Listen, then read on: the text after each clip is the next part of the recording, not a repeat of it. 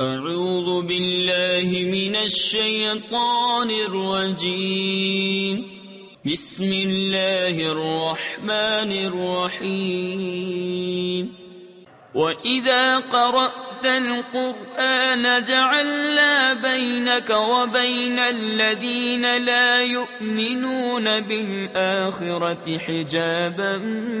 مَسْتُورًا وَجَعَلْنَا عَلَى قُلُوبِهِمْ أَكِنَّةً أَن يَفْقَهُوهُ وَفِي آذَانِهِمْ وَقْرًا وَإِذَا ذَكَرْتَ رَبَّكَ فِي الْقُرْآنِ وَحْدَهُ وَلَّوْا عَلَى أَدْبَارِهِمْ نُفُورًا نَحْنُ أَعْلَمُ بِمَا يَسْتَمِعُونَ بِهِ إِذْ يَسْتَمِعُونَ إِلَيْكَ وَإِذْ هُمْ نَجْوَىٰ إذ يقول الظالمون إن تتبعون إلا رجلا مسحورا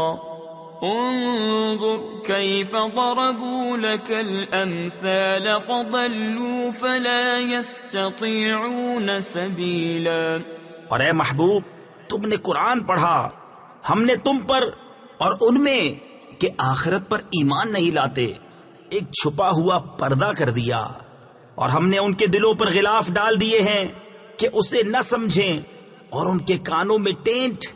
یعنی روئی، اور جب تم قرآن میں اپنے اکیلے رب کی یاد کرتے ہو وہ پیٹھ پھیر کر بھاگتے ہیں، نفرت کرتے۔